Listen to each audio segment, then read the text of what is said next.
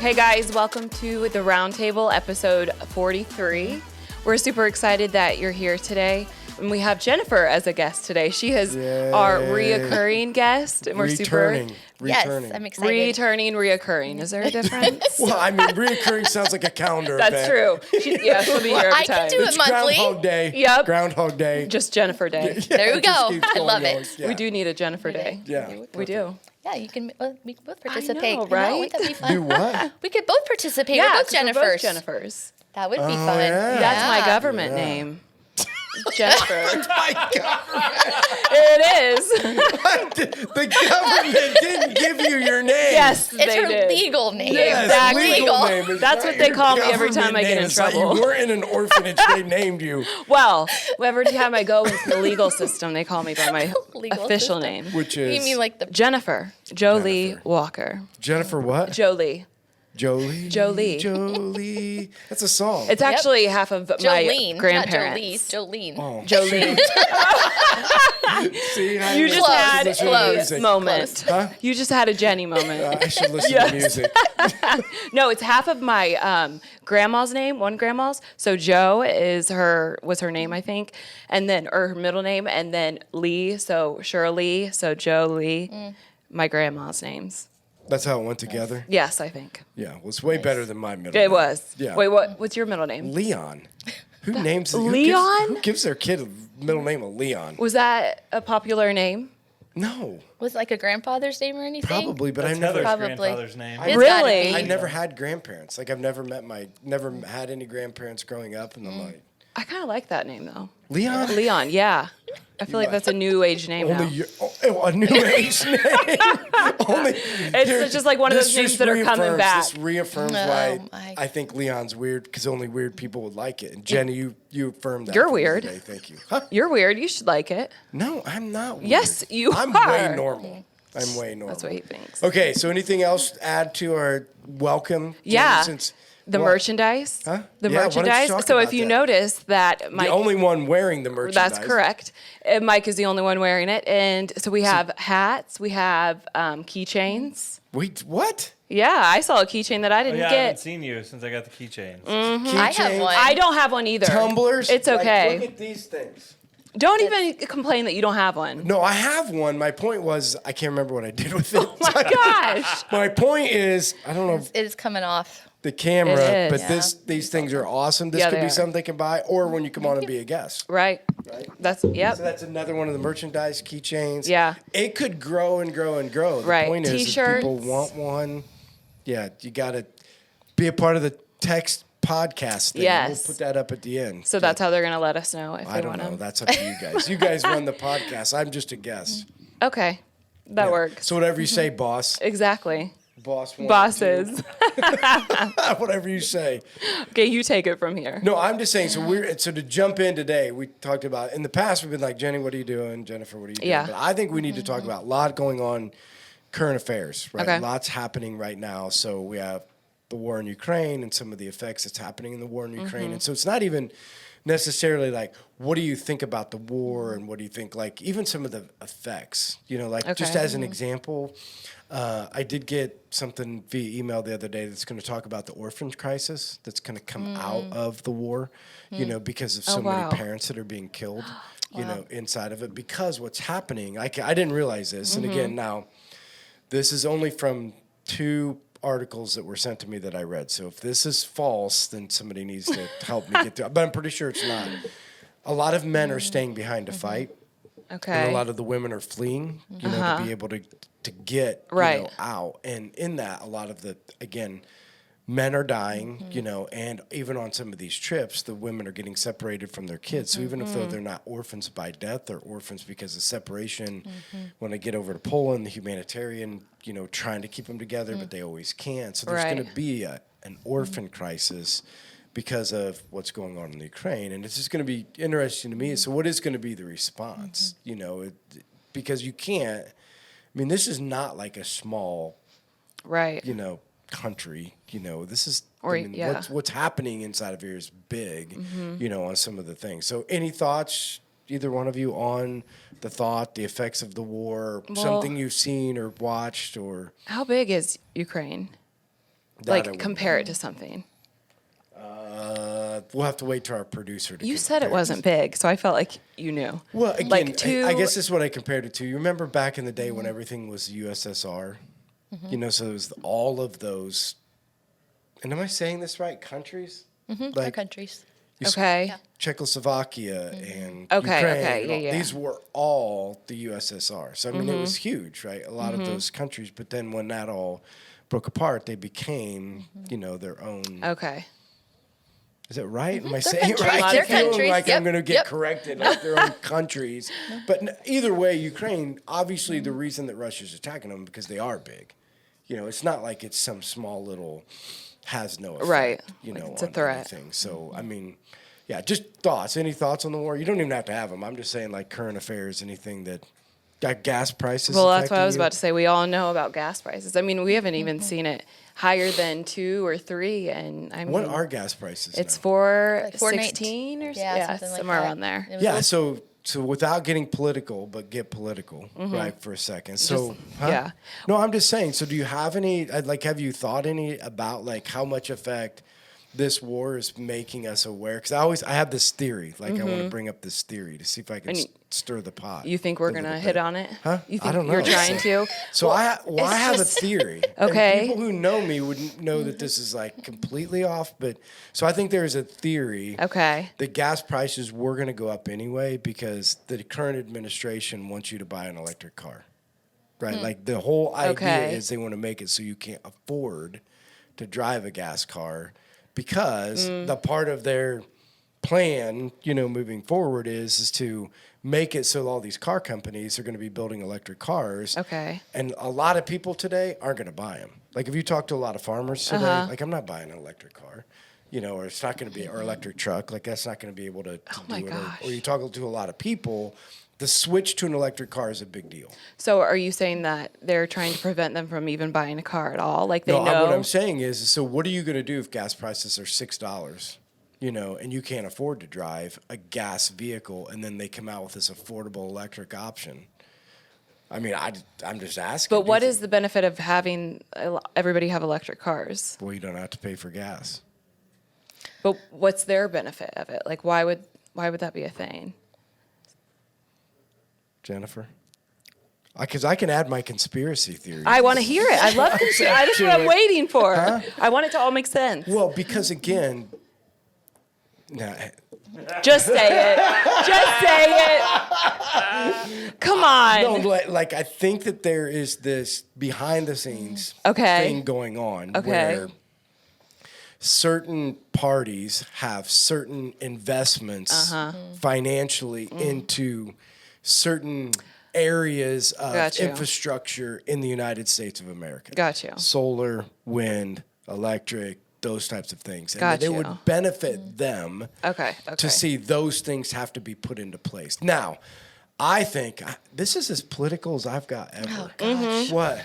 No, all this stuff drives me crazy. But it's so, I believe it's No, true. but I think that like everything puts it under the banner of, and I've argued about this forever. They put it under the banner of global warming, and so the reason you want to do this is because of global warming. And I'm like, when I would go to India to do mission trips, and we were in New Delhi, like you seriously can't breathe because of the smog so bad, and that you actually have to pay $1 to have your window in your car rolled up and have air conditioning on. Because if you have your window rolled down, you can't breathe when you're driving. Like there's so much smog and Oh my stuff that gosh. comes in because the pollution in those countries Right. are terrible. So I'm thinking, okay, global warming, how much effect do we really have compared to the rest of the world and what they're doing? Or is it you're hiding your agenda under the, hey, it's global warming, and so we all need electric cars, and we all need wind, and we all need solar, and we all need these things, And so I'm just saying, interesting to me, that gas prices were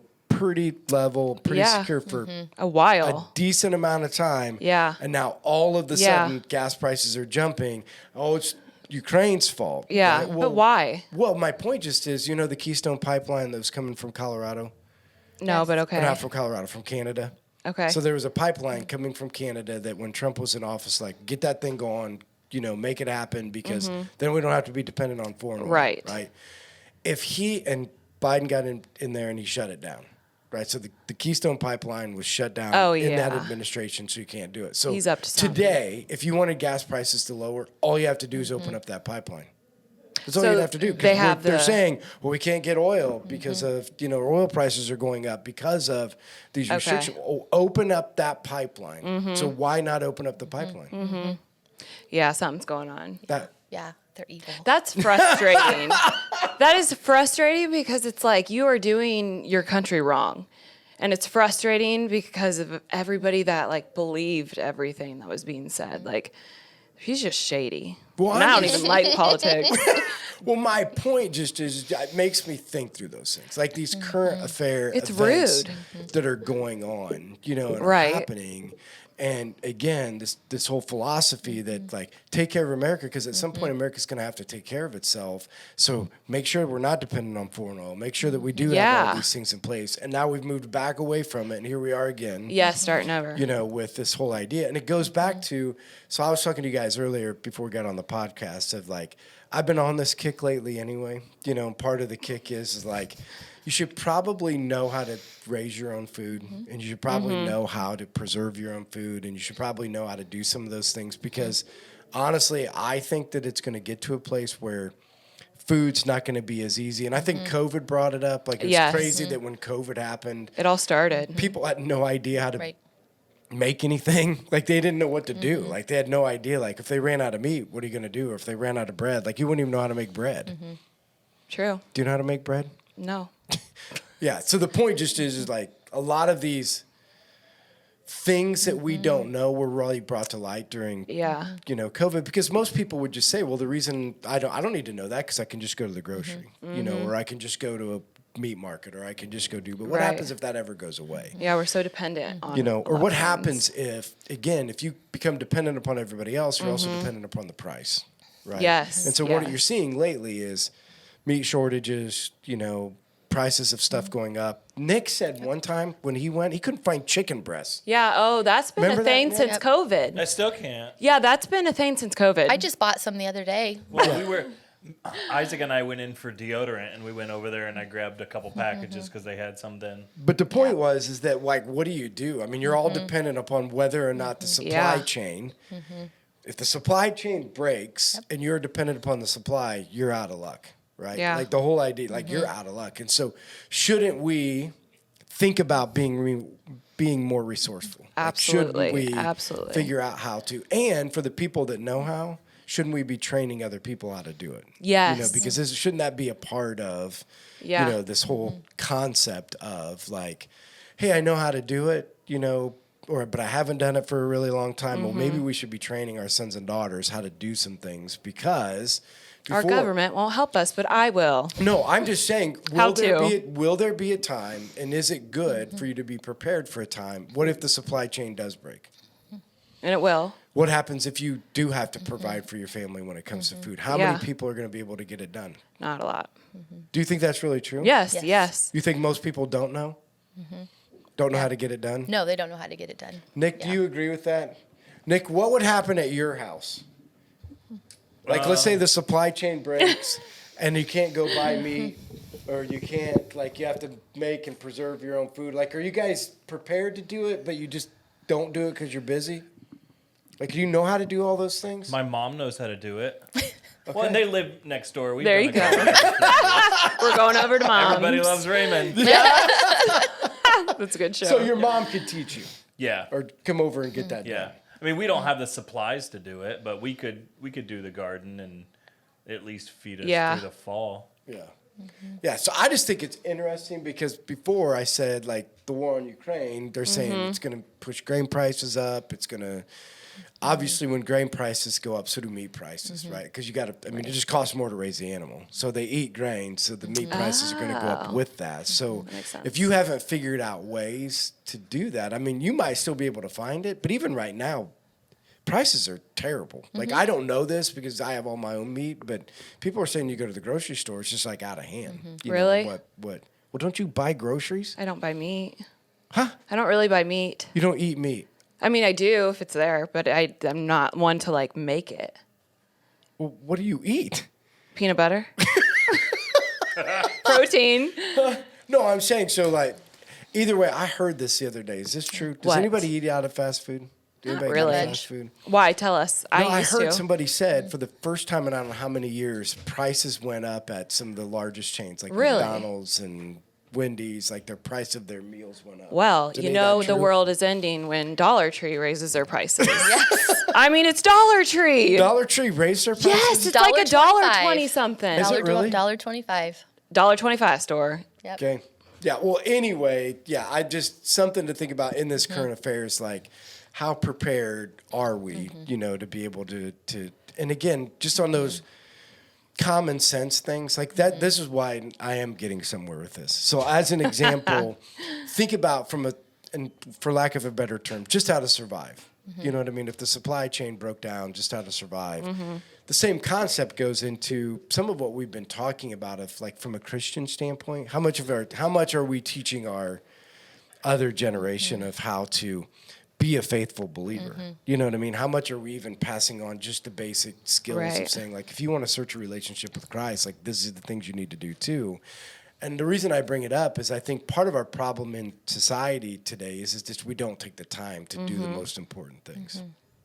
Do you think that's true? Yeah. Do you see it in yourself? Oh, 'Cause yeah, absolutely. I see it in myself because, like, the other day we were out there mixing milk, and I said, Isaac, get the drill, because we were mixing a small batch. So it was a drill with a paddle that you mix the milk Why in. are you mixing it?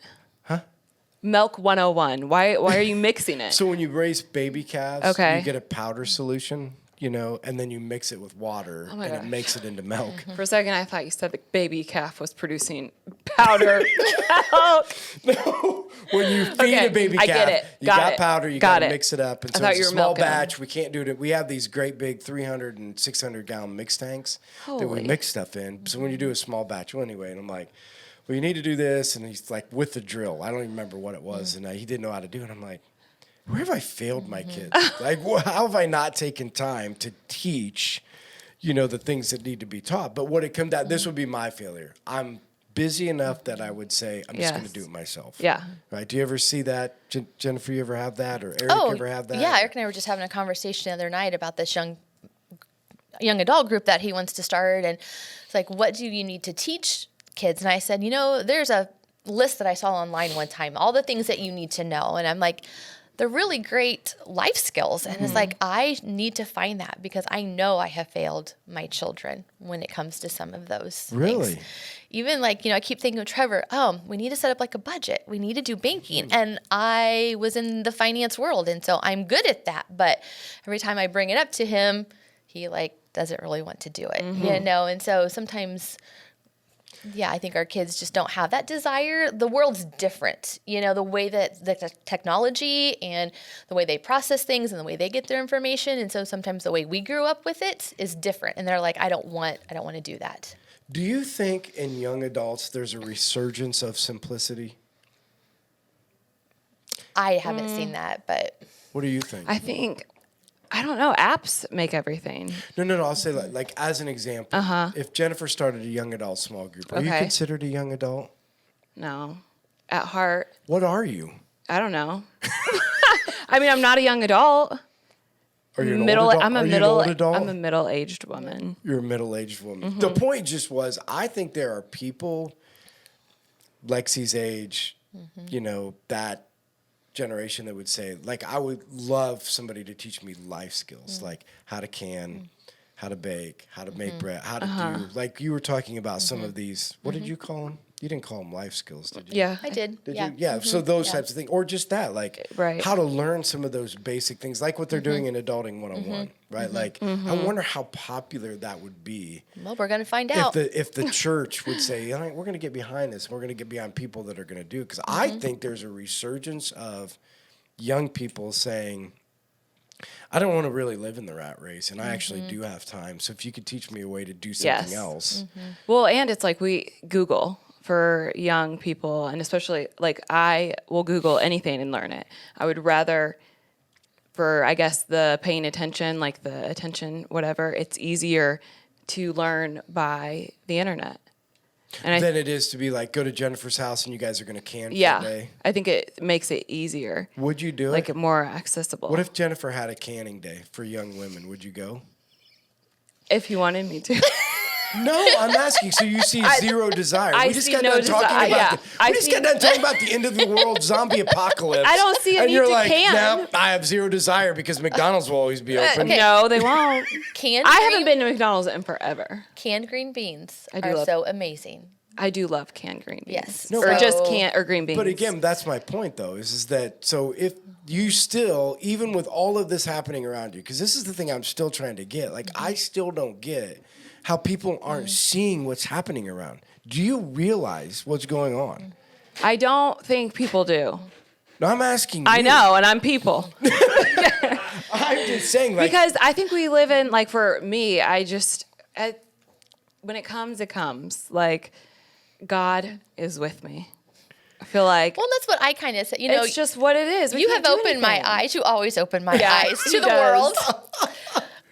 Because I don't our watch the sheltered news. world. I do not watch the news. Yep. I don't believe half of the things No. I Yep. hear on there. And so for Negative. me, it's just better to not listen to it. Like Eric was talking the other night. Well, what if we have World War III? And what about this? I'm like, and my anxiety Yes. level starts going Yes. up. And I'm like, I can't think about any Yeah. of that stuff. I should be educated, and I know I should be educated on some of the so things let that me are happening. clarify, just so nobody gets on my butt. I really don't watch the news. I read articles because I hate the news. Okay, well then I need to know where your articles come from because, yeah. So, and I'm like Jenny, like I said, it's like I just have to have faith and I have to trust that God's in control of all of it because I can't do anything about it. But I do need to be aware. So Well, of let's what's talk about that because that was Sure. brought up the other day. So, what is the responsibility to know and do and still have faith? Because does he want us to just sit back and say, No. oh, well, I have faith, God's going to provide. But how much of that is saying, yeah, through you? Like through you. Like Right. I'm going to provide through you. I'm not having manna fall from heaven. Yeah. I'm going to provide because you taught somebody how to do it. So you took your skill that I gave you and you're going to give it to somebody else. So my provision for these people is you. You're the provision relationally and you're the provision to teach them. Like that's what I keep coming back to say is that I would agree. Like I trust God for everything. Yeah. I really do. Like Yeah. I'm not worried about not eating and I'm not worried about God. God said he'll care for me in those ways. But I do believe that I am the provision, that he uses me as the provision for people to help them in ways, to equip them in ways, to train them up in ways. So I need to not forget that I'm a part of the provision and that I'm a part of the faith journey for somebody else. Somebody else could be praying for something and I'm their answer to prayer. Right? You know Right, what I mean? right. Because Yes. I did Right. my part instead of just like, and I'm not saying either one of you are saying this, but some people do. Like, well, I don't really care. Like, the world could go to hell, and God's coming back. And I'm like, well, I get all of that, but don't miss the journey in between. How He wants to use you. Yeah, because save in people. those moments, well, you just think about this. COVID was this way, and I Yeah. think this moment is this way. There are opportunities opening up today that weren't open before. That's what happened with COVID. Yeah. Right. Fear. Relationship opportunities, thinking opportunities, relationships between you and your spouse or you and your kids. Like things happened that were abnormal because it was forced on you. COVID Right. forced some things. Fear. These things are also what's happening today in the world. Like there is a belief, this is another one of our articles, that the economic and or systematic things that are happening in the United States of America will be forever changed because of the war in Ukraine. Forever. Wow. This won't just be a short shift. This is going to be a long-term shift in the economics of how things work and the way that they go. And again, my point isn't is whether it happen or not happen. My point just is so how does God want to use you in a moment where He's bringing an awareness to something is part of our trust in Him, saying, okay, then use me. Use me in the places that are going to be open that weren't open before.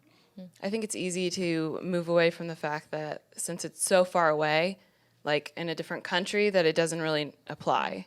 So it's easy to shut it off. So for me and what I'm really good at is taking really bad situations or something that could happen and completely like just glossing over it. Like basically what I'm doing now, pretending that it's not even really happening. So I think that could be out of fear for a lot of people too, as like just push it since it's so far away in a different country that it doesn't apply to us.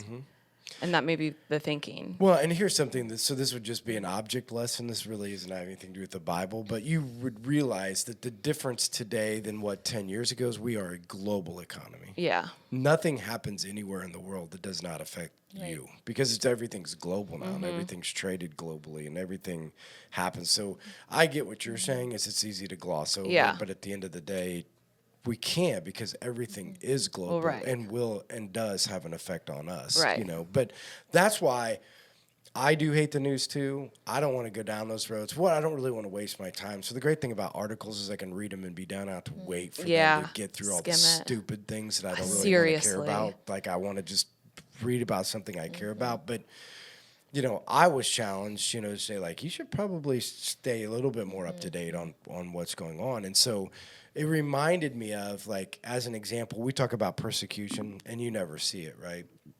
So you never really think about it, nor do you pray about it. Right. So one of the things we talked about at my men's group is one of the things we should do is you probably should, like, through your social media feeds, you probably should get the Voice of the Martyrs and read what it says. You know, because in the Voice of the Martyrs, it talks about all of the global persecution that's going on that we're glossing over. And for two reasons. One is because you should be praying for those people. Two, back on my doomsdayer, it's probably coming this way. No, I believe that. That type of a persecution is coming this way. So you probably should be prepared. That's scary. I'm full of exciting things. This is kind of like sad and boring. I'm not boring. It's like really like heavy. Wow. This is heavy stuff today. It's scary. Like my stomach just dropped because I literally last night when I was walking Grayson, I just had this random like thought that I felt like soon I would be told like if you don't believe Jesus, like that I was going to get killed if I. Yeah, that you have to come to a decision if you're going to deny him or not deny him. Yes, and I have had situations like that where I've thought things and then they've come true. And my mom's always told me that's the Holy Spirit. And so now I'm scared, especially since you said that. Well, I'm just saying, again, part of it is a recognition that these things are somewhere else now. But let's be honest, how many of those things always stay away?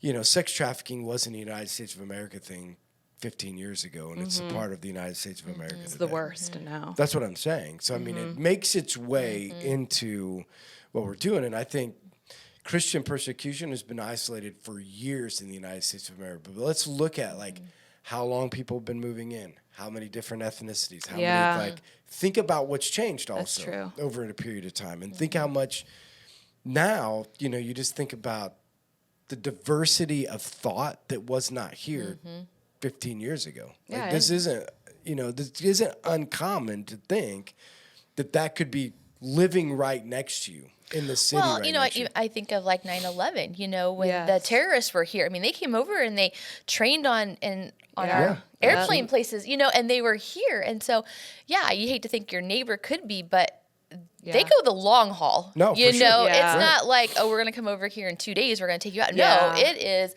over years. time and over time and over time. So, I've never thought about that, but it could very well happen. They could be training that's a really sad thought too. I'm gonna go down a big rabbit hole now. So like a lot of the books that I read are like war books or that sounds wonderful. No, but I'm saying like they talk about sleeper cells that are put in the United Sleeper States cells. and how long they've been here. Like they've been here a really long time. What's a sleeper cell? So they bring in a group of people and they start to that's what it's called. have a different belief system than you do, and they integrate themselves into the community and they convert more people and they wait it out. Like some of them have been here over 10 to 15 years, growing a following. I know what you're talking to about. the point where then they can use that cell to do terrorism inside of the United States of America. There's a big church that started from 9/11 that's like that. Yeah. I forget what it's called. It doesn't matter. The point is that whole idea, all I'm saying is that That's we should be scary. aware, we should take advantage of, we should, you know, because this is the reason we're not doomsdayer, right? This is the reason we're not, because we do have faith in Jesus Christ, and we do believe that the worst thing could happen to us is that we would go home, right? So that's not even a bad thing, you know, the worst thing. But in that, while we're here, there are other people that are in a bad spot, and there are not in the place they need to be and aren't prepared to be able to make it through. And so what is our role in all of it? Like we can make awareness of this without bringing anxiety. Right? Like we can talk about these things. It doesn't bring anxiety because we stand at a different place. Right. But just so we understand, we're making awareness of it because for us, it should be like a call to action. You know, And I hadn't thought about that, but that's, we need to be at Jesus' feet and, asking how are you going to use me? Yeah. Because we are plan A and, Right. How do you want me to reach people and what you need to do? So, no, that's and just great the thought that perspective. you are somebody's provision. You know, I Yes. think that's the thing, that you are the provision that they see at some Right. point. You can teach them.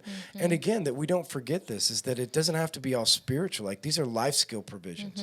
Like you're going to teach life skill because you love Jesus. You can teach life Right. skill stuff, and it can be awesome. You know what I mean? I think some people miss all of that, and what it was like. In fact, Sarah and Lexi and I went up to see Steven, to play basketball this last weekend. And so Lexi was asking about the garden ministry, and what jail, happened there. yeah. But there's a perfect example, right? Where it was just like, you know what? We're going to go teach women how to plant a garden. We're going to teach them how to weed a garden. We're going to teach them how to do things. And, just like I'm going to show you the love of Christ by just teaching you how to have provision and take care of food and do those things. And again, just awesome. And I think sometimes we forget that. Like sometimes we think evangelism or provision or things have to happen in other ways, and they really don't.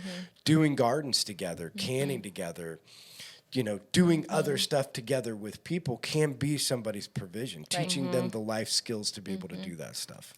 Yeah. Yep. Awesome. All right. Well, we better get off on, Nick started our time, but I think it's not even close to No, being because right. I looked over and It's it okay. wasn't. So, Nick, we're going to go right into, because we had a lot of conversation in the beginning, we're going to go into one of the awesome things that happens is we have a new, maybe you can put this up there, Nick, is that we have a phone number that you can send Yes, and you we can get a do. part of a podcasting group. Is this how it works? Yeah. You just text podcast to 260-408-8383.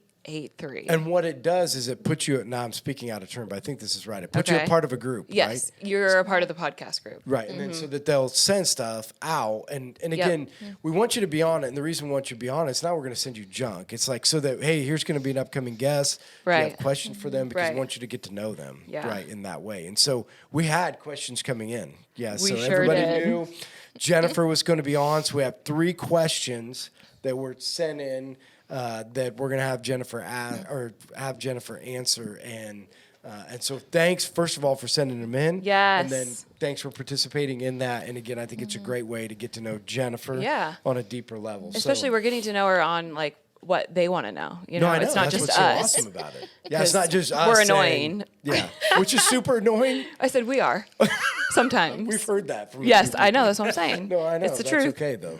Okay, Nick. So what do we got? Well, the first one is from Patty Myers, which is, this is my same question too. How do you remember everyone's name? That is a gift. It's so when I worked at Teachers Credit Union, one of the things we had to do, I was on the member service side, and we had to use people's names over and over again. So there was like a format that we kind of had to use, and so that's just kind of how I was trained. And God, I believe, used that experience into my experience now, because if I had never had learned that, I would never have been as good as I am and making people feel welcome when they walk into the church. So it was from a past job that. So you have a formula. I know. You have That's a plan. Yeah, that's what I want to know. No, I don't have a formula. No, I don't. But No, I mean, you but they explain it? But they taught you something. know. they taught us that. It's like you always had to use their name over and over again Every in time you talk to conversation them. Their and name. Got just it. in conversation and over again. And Oh. it would just be, you would Like just call Jenny, them Jenny, by- Jenny, Yeah. Jenny, Well, Jenny, not quite Jenny, like that. Don't you provide it in conversation, Mike? Like that? Like, Yeah, you would Mike, just- I have a question. And- I don't know, Jennifer. What do Jennifer. you think? Like that. I can know- always do it like by association. Like one of the things, like if I know Oh. what you do, this is the funny thing. If you're in my phone, Oh, it's usually your gosh. first name and what you do. So it's like something veal, something calf, something truck driver, something plumber, something. Wow. Unless I really know you, then your last name's actually in gosh. there. But every other person is an association by Then you remember. that I can remember. That makes 'cause sense. I know that you are a. Well, you have a lot of business. Well, I just have a lot of people. Just Exactly. Like Jennifer. I mean, we all do that, but here's a question for you. Not off that, but it goes right with that question. Okay. Have you seen this before? How important is it Yes. to remember a Yes. person's name? Oh my gosh, it's amazing. People tell me like the next week, they're like, "How do you remember my name?" You know, it just it goes. It's lasting. It is. It's truly life changing for them to feel welcome and like I saw them and we want them here. And so it's something I really strive to do. And sometimes I say, now your name is, and if I might guess wrong, and it's like, but I'm trying, you know, and they appreciate that. So I own it if I don't know it, or I say, have we met before? Well, yeah, we met like 3 weeks ago. Okay, well, we keep talking like, oh yeah, I remember you were sitting over here, and it all kind of comes back to me. But just try to be honest and authentic with them. But yeah, I think it goes with you've really taken to heart what we said from the beginning. So when we planted Life Church, one of the things we taught our church planning team, and we've said it to our staff over and over again, is that everybody wears a sign. And on their sign, doesn't matter who you are, on their sign it says, make me feel important. And so every person's wearing it, and how well you address that to them will, again, make a connection that you can't normally get. And so going up to somebody, remembering their name, talking to them, and engaging in this conversation makes them feel important. That's why, back to like the whole vision behind Life Church and the way that we do things, like we specifically make it 2 things: never wear a name tag. And there's a vision behind that, because we think you should ask somebody's name and get to know them. Like, I get it, while maybe at some places it's good to wear it once, but from an overall standpoint, part of the reason we don't is we want you to get to know people, and we want you to be able to. The other vision thing, or the one thing that we say we'll never do, is we'll never make people get up and shake hands. Praise the Lord. I hate that. And again, one of the reasons is that I think it's the dumbest thing ever. But Yes, it is. Here's the other reason behind it is I'm saying, Jenny, if you care about people, people and you think they are wearing a sign that says make me feel important, then you're going to go up and make them feel important without me having to say, hey, Jenny, by the way, everybody stand up and greet your neighbor next to you. Oh, my gosh. Like, I did not feel important at all until now. You made me feel so important. Oh, just wait. I went to a church one time, and of course I was late. So I walked in, and it's like a little old country church in Kentucky. And I mean, it's old, and there's like 20, 30, 40 old, like people that have been there for like years. Their whole family's there. Anyways, we walk in late, me and my friend, and at the end of it, they made us stand up there, and every single person came and shook our hand and said, hi, my name is. And I said, hi. And I'm just saying, like 50 times. I don't know how many people were there, but it felt like 100. But this is back to if you're somebody who's coming in and you want to feel important, think about this. And this could be for all people that are going to church right now, and for all those people that have been to church. Think about this. You come in, walk through everybody, and you sit down, right? Yeah. Not one person comes up and talks to you. Then all of a sudden, the pastor gets up and says, hey, everybody, it's so exciting that you're here with us today. Why doesn't everybody get up and greet their neighbor? Fake. If I'm sitting there thinking, I'm like, this is the biggest bunch of bull that's out there, because nobody came and shook my hand before. Nobody cared that I was important until the pastor got up there and made them. Exactly. And that happened to Eric and I. We went to a church a couple years ago at Christmas when we were shut down, and up in Fort Wayne, and we walked in like 15 minutes early, and we're sitting there. Nobody came up to us. There's people starting to talk to people. Music's playing. I'm singing. My eyes are closed. I'm worshiping. They talk about that. I open my eyes, and there's a guy standing like right in front of me. And it's like, and I was so mad because I'm like, I was here 15 minutes and nobody said anything. And so I share that with the connections team a lot, because that is a huge experience in my mind, that it's like, no, we don't want to be like that. That's why you don't go early. Right. Mm-hmm. No, listen, you come in and you talk to people around you. It's like, who's sitting there? Who can you say good morning to? And just be authentic for crying out loud. Yes. Like, where else in the world do you go into? Because we always say the environment we're trying to create at Life Church is like your living room, like an environment where you're welcome to bring a friend to. And so, who would walk into a room and seriously not say hi to a person sitting on a couch?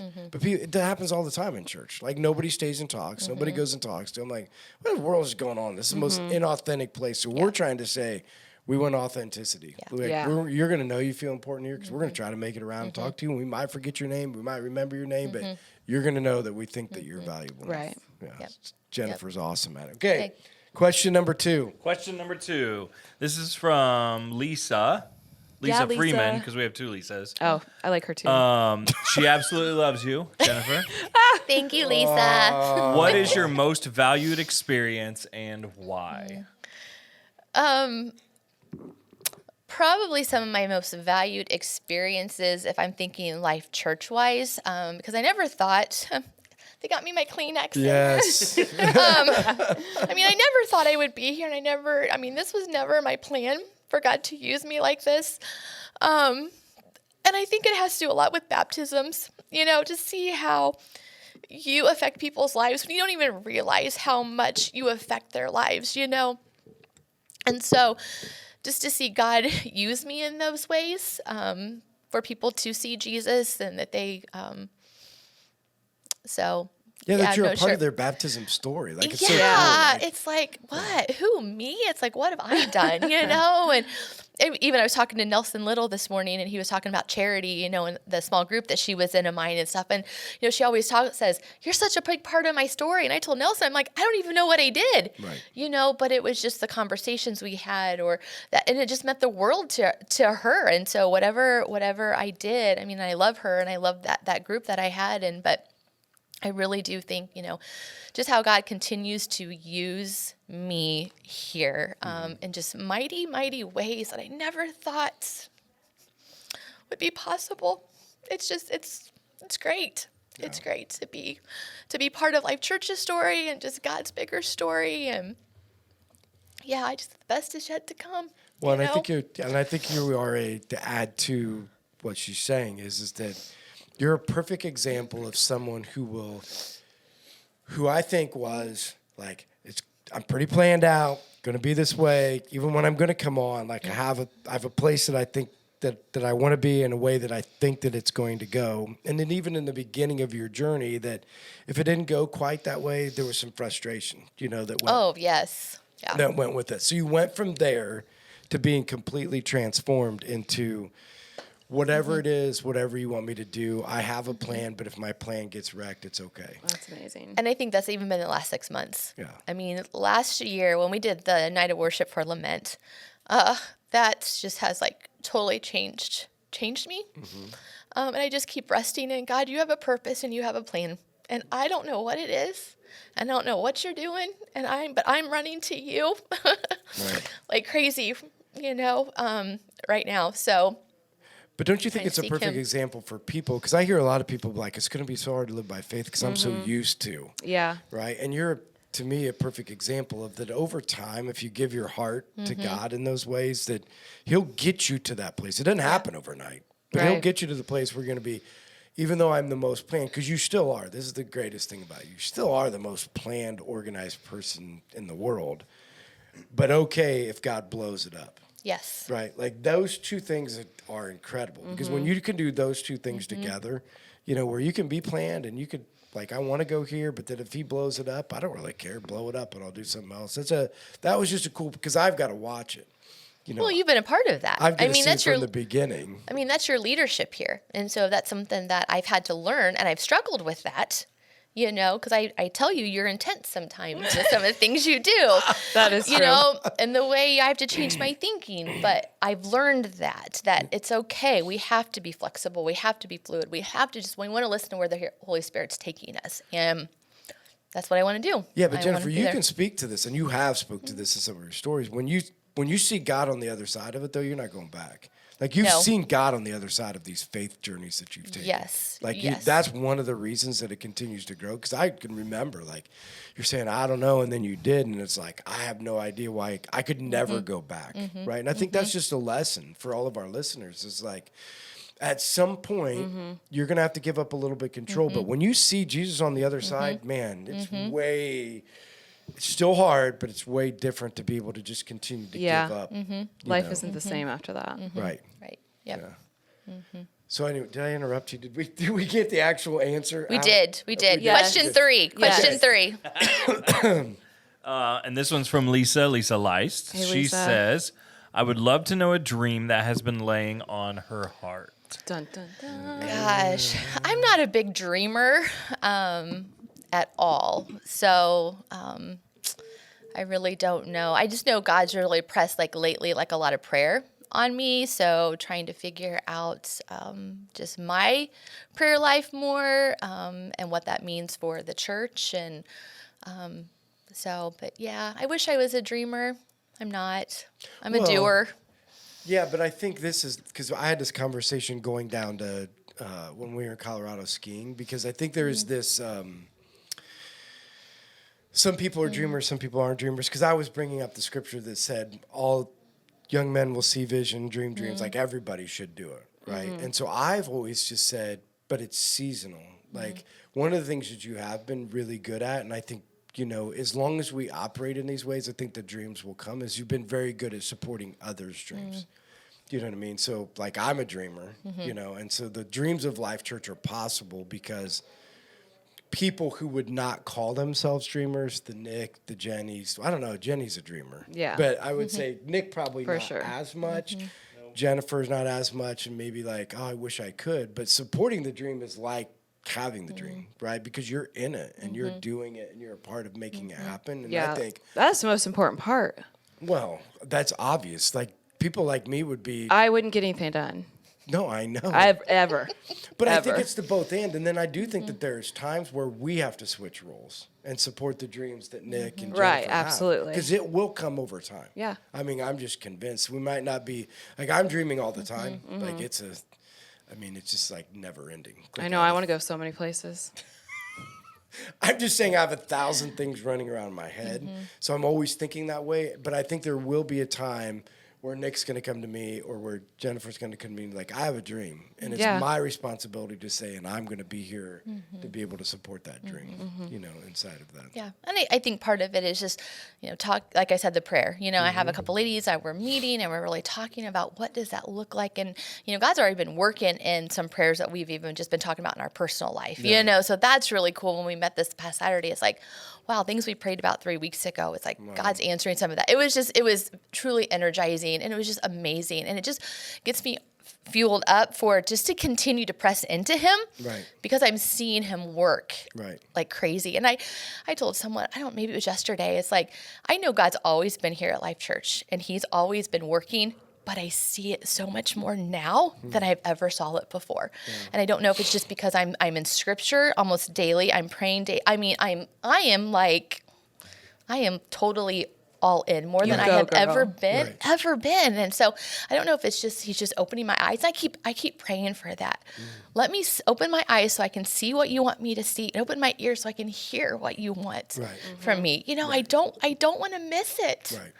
Well, I think, so let's just go into, because this goes into that was the last question, right? Yeah. Yeah, so I was just going to make sure I didn't well, let's just go into, you know, to the Jennifers, because that goes into what we were talking about. So in the Church of Philadelphia, you know, we've been in the book of Revelations, we've been talking about letters to the churches, and in the Church of Philadelphia, they were considered faithful, and because they were considered faithful, he opened up doors, right? Which is some of what you guys are talking about. Yes. Like, right? Like, because of the faithfulness of the people in the Church of Philadelphia, things are being opened up, like salvations and work, you know, just effectiveness in the work that's being done and stories in people's lives. Like, a lot of that stuff's happening because of the faithfulness of people. And so maybe for you, Jenny, because Jennifer talked a little bit about like maybe some personal things, and maybe you could add to it. Like, what are some things that we can be striving for? Like, what does it really mean in your mind to be faithful?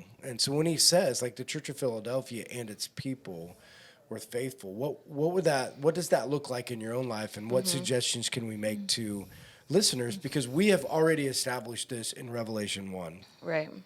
The presence of God is the only thing that will change things, reverse things, heal things, mend things that no other person, no other book, no other method has ever been able to fix. The presence of God fixes broken things, and it heals, you know, puts together things, heals relationships that should have never been healed. We know that from the beginning.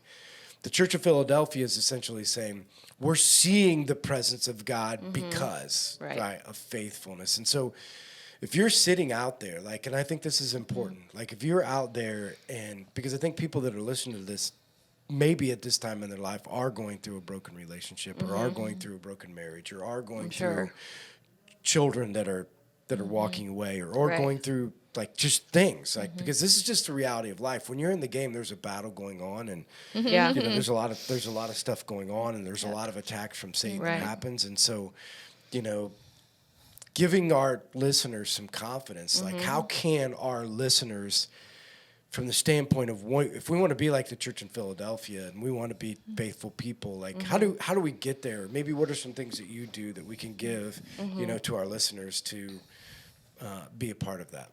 Definitely listening. Okay. Listening and being able to hear what he wants you to do, because with that, when you're obedient, then faithfulness, that's faithful, and then more things open up through that. Well, you're a good example of this, because you would say that listening to God is difficult because you have trouble focusing. Oh, yes. Right? Yeah. No, oh, so yeah. I'm saying, so give some people some tips. Like, what have you done? Not that you're doing it perfectly, but what have been some things you've done as a person who would struggle with a mind that's all over the place? Yeah. Because you're an extreme version of what all of us are, is we have trouble being quiet. Yeah. And listening. You're just Yeah. kind of the extreme version.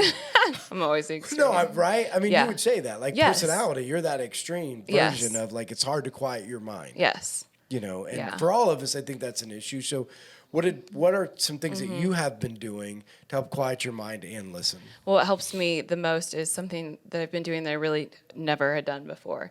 But if I'm struggling, I will pray. I will ask him to help me, like, clear my mind, let me focus on what needs to be focused, because I can reread the same sentence 10 to 20 times, like, I'm not being dramatic, and still not retain it. Wow. Maybe not 20.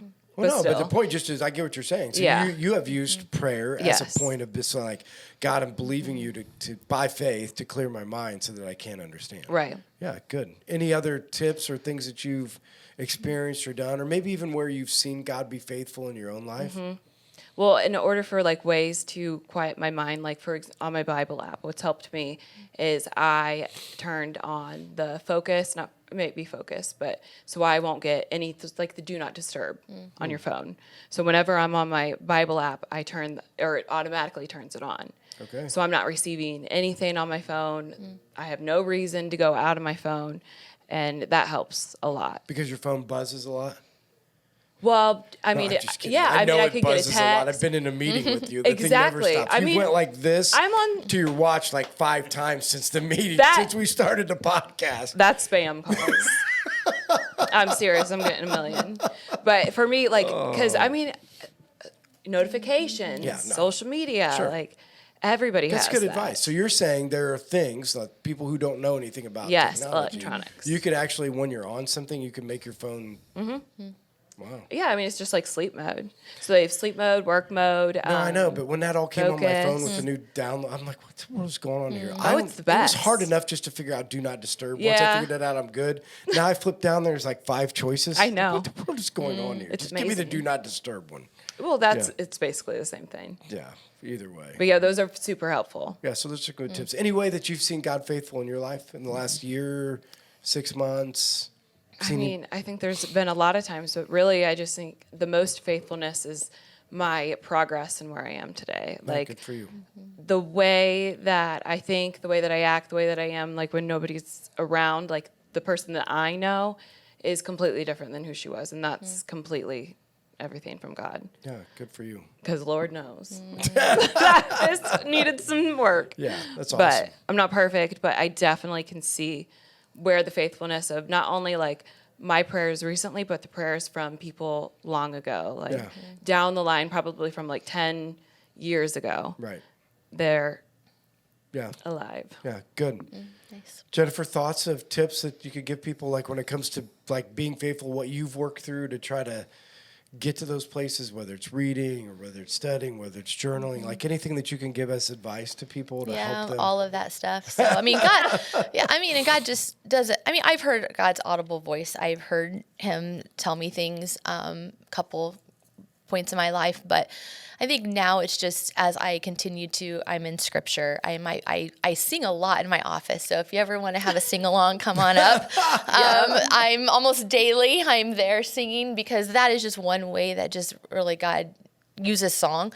There's, I'm going through some scripture. There's a book that I'm, multiple books through John MacArthur that breaks down the scripture. And so that's been huge. Huge. Love it. I tell everybody about it. So if you want to know about it, send me a text. Which book is it? So it's kind of like his commentaries, but they're for each book of the Bible. Yeah. So I'm almost done with Genesis. It's 3 books. So I read the scripture, then I read the scripture in this book, and he breaks it down. And so Awesome. that's That's been cool. amazing. Yeah. It's the best thing ever. Yeah, So I love MacArthur's commentaries. So doing that, yeah, and just the journaling, and it's so interesting, when I'm hearing something and then I'm reading a scripture and I hear it here and I hear it, just that confirmation over and over again. I think that's one of the love biggest that. ways that he speaks to us. If you are your Yes. eyes are open and your ears are listening. You have to just be aware and that's why I like journaling so much, and because I can go back and I can reread some of the things that I was thinking, and sometimes the weird things that I was thinking. And, Yes. it's like, wow, that wasn't a good day. I Yeah. wasn't in a good place, and then God brought truth to me, and Right. through a conversation with somebody or something else I heard, and it just helps me because my mind can spiral a lot, and I don't stay in those places as long as I used to. Because And you see the faithfulness through it. I do, because he is Yeah. so good, and I just know that Satan's trying to attack. Good things are happening, and he Oh, wants to yeah. destroy it, and Right. you're not going to destroy. Right. So Yeah, good. Yeah, and you already shared like how God's been faithful in some of the things that he's doing, through prayer ministry, and the things that are happening there. Anything else you want to add in, like some things that you're seeing from a personal standpoint or church standpoint of where you've seen him be faithful?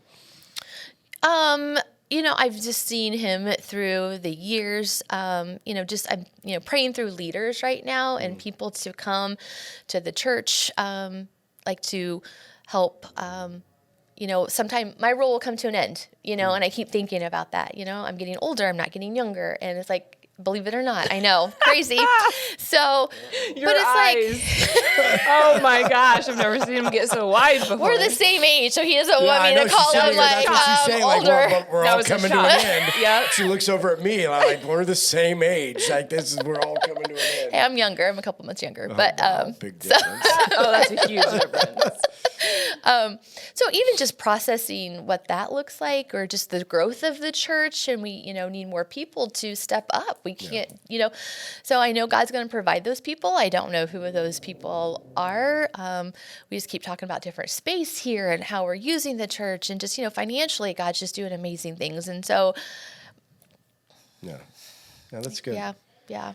Yeah, so I would just say, like, I think trying different things to learn how to be faithful and understanding that in each one of those steps, you'll learn something, right? Correct. And that's why I've always told people, instead of sitting back evaluating, you should probably just do, Yeah. so just do some things. Just try some things, whether it's, like I try to get everybody, especially men, on Audible because they have idle time. And I'm like, listen to a book, listen to the Bible, like listen to something that at least is going to get some information in your head, right? Like get something stirring around. Right.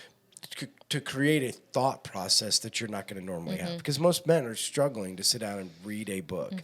But if you listen to a book, it stirs emotions, it stirs a thought process, it gets you going in different ways that wouldn't normally. And again, changing the way that you think sometimes changes your heart, which then changes what you do. Absolutely. Right. And so the more info you can get in there, the better. Right. Right, Because right.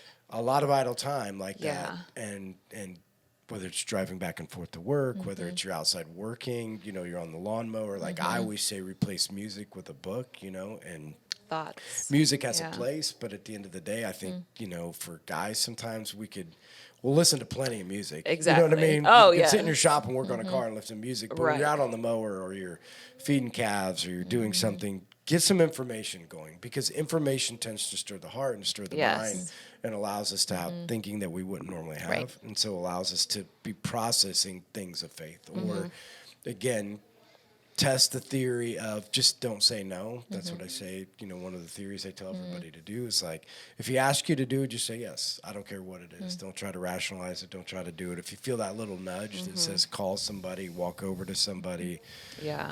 give $1, give $2, give $1,000, give $10,000, just do it. Like whatever those things are, just do it.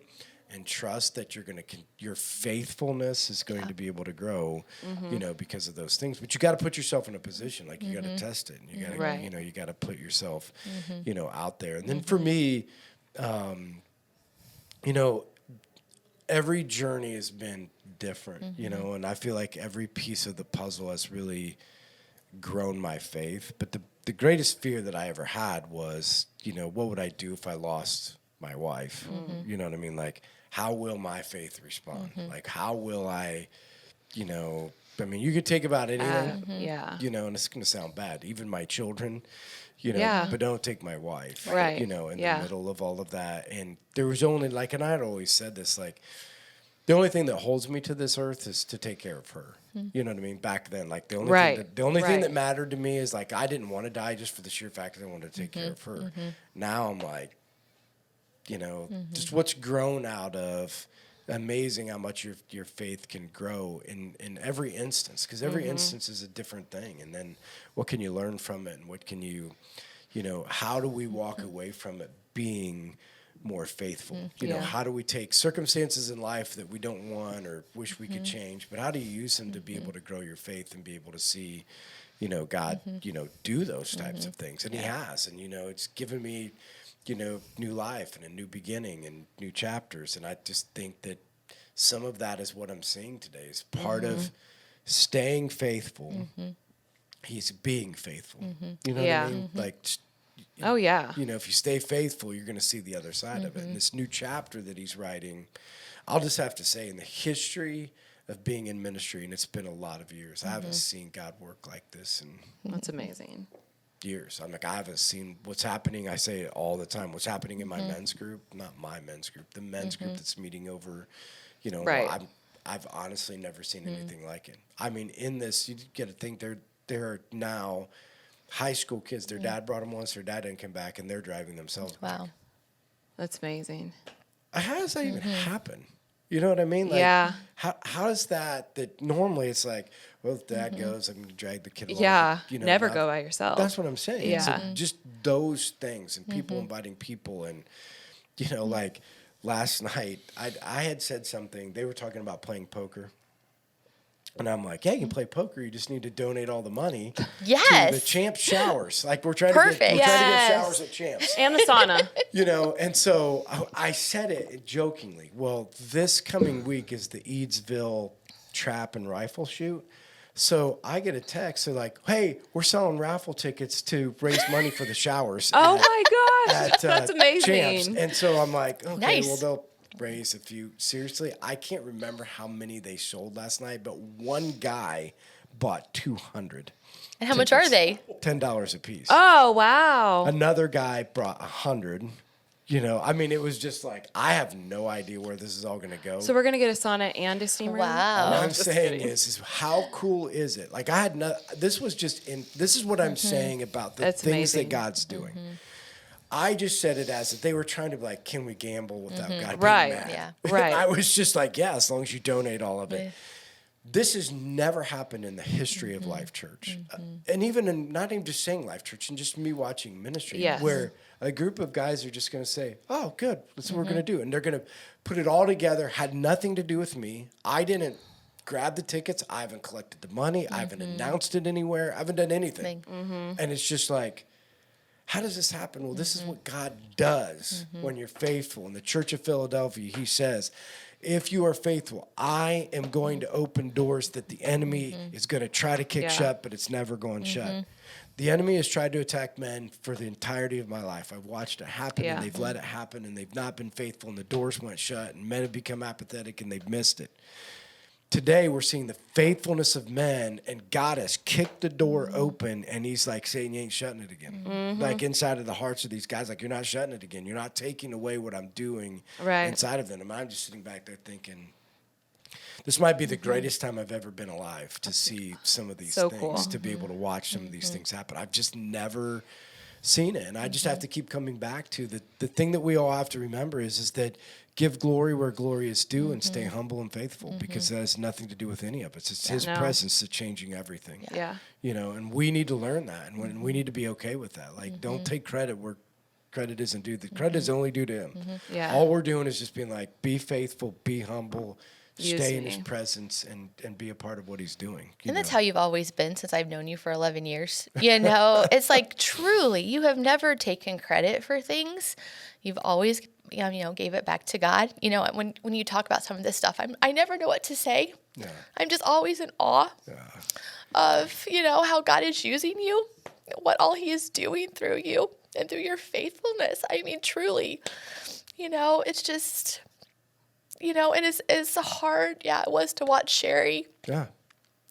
What God's done through that and what he's done through you through that, because that was hard to heal from that, Yeah, to watch you. But people have seen God work through you, as you kept pushing into him. And so that's partly why the church I know is growing, but he's using you him through you is doing that, because it's not you on your own. I think it has spurred people's faith on. Oh, because I think it's been like, you know what, if this can happen and we can walk this journey, then I can walk this journey and I can take these steps. And I just think there has been this. Again, I have never seen in the entirety of doing ministry the things that God's doing today. Like, I just never seen it. I've never seen, especially with men, maybe it's just because it's everything that I've ever prayed for. I've never seen men be like, I really want to be a man, which is, after last week's podcast, we were talking about, I don't know how we got off on the subject, but we were talking about dating and men and women. And so we got a text from one of the guys listening to it say, like, you guys should do a podcast on what it really means to be a man. Oh, I think it's a great idea. And you should do some of those things and talk back and forth about it. But like I said, those things, how many times have you ever heard guys hungry, right? Like, give me a podcast. I, at least for me personally, I've never really witnessed it. Like, I've seen a lot of people go to Promise Keepers and like this bigger movements, but I'm talking like grassroots, normal guys that are just like on fire for Christ, trying to get it figured out. So I'm excited to watch and to be a part of, God's faithfulness, and just continually reminding each one of us is that what we've always known, but what we're really seeing to come to fruition is God's presence changes everything. Yes. And it's all I care about. Yeah. At the end of the day, God's presence changes everything. I'm going to do everything I can to make sure I'm where he is, because that's where the effectiveness in ministry happens, and that's where we want to continue to be. So we're ending it up. We did pretty good today, huh? I'm impressed. No, I mean, we're really a little bit over an hour, but in nothing that's like an hour and 30. So it helps that we only have one guest. Wait, like, what do you mean? Sometimes we have two. Oh, yes. So when you try to figure it out with two, we get a little bit. Everybody wants to talk. So what we want to do is parting advice, right? So anything that we can give to our listeners, whether it comes from personal experience, like if you're wherever you are today, this recommendation when it comes to like being faithful, or some things that you can give them as we're leaving, this, and just or just like a reminder that you can give them. So Jenny, you want to start with this parting words to our wonderful podcast. Parting words. I think I just still stand on what I said before.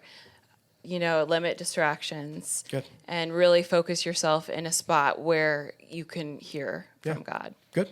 Yeah. Well, and again, that's what I'm saying. We're just trying to bring it all back in. So leaving, here's a point. Limit your distractions. Set yourself up in a place to listen. And let him, ask him to be used. Yeah. I think that's a big thing. Like, if you don't ask, then I think we get confused on that. Like, why isn't anything happening? Well, you're not asking.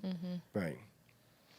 Yeah, I think to kind of go along with that, it's like when you're spending time with God, sometimes you want those immediate answers, and you're not going to get always those immediate answers. And sometimes it's a waiting game, and you're in the waiting, and that's hard when you don't know what he is doing, know, but just continue to stick with it. Just continue to keep being in scripture. Just continue to be praying. Just continue to seek his heart. Yeah. That's all we can do is just seek God's heart. And then when the time is right, all the pieces will come together, and you will understand what all the, maybe the pain, all the, the turmoil that you were going on, all the things that you were going through. Just continue to, one of the songs that came out of Lament, was like, wait on the Lord, just wait on the Lord. And that's one of my things. I'm just waiting on the Lord. It's like, there's things that's in my heart that I want you to fix. There's things I want you to do. And it's like, I don't know what that all looks like or when, or, but just everything in my life. It's like, just waiting on him to stay the course. Just stay the course. Yeah. Whatever happens,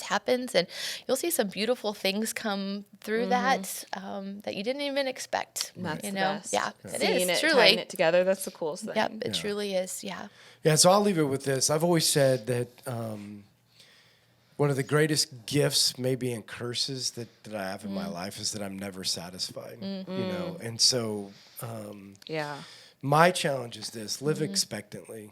You know, I think sometimes that we're just okay with being okay, and I want us to be a people that live with an expectance of God to show up, an expectant of God to change things that have been broken for years. Expect to take, you know, people that have been lost, you know, and now they can be found, expecting to see men who have been apathetic become leaders, you know, for women to be able to change a generation of, I mean, I want to live expectantly for revival. I want to live expectantly for change. I want to see that, you know, I want to see something happen, you know, while I'm still alive on this earth, that there's no doubt that the presence of God is, you know, in the lives of the people, and that I get to be a part of it, and that I want to watch it happen. So I want to pray expectantly. I want to talk expectantly. I want to, you know, I want to live expectantly. Like I live with this expectation. I just, you know, every day, you know, I'm living that it's going to be big, you know, and that God's going to do incredible things, and that God's going to use Life Church, and He's going to use us. And I want to just sit back, and regardless, I've prayed this for 20 years. Like I've lived expectantly that men. I've lived expectantly that a church. I've lived it,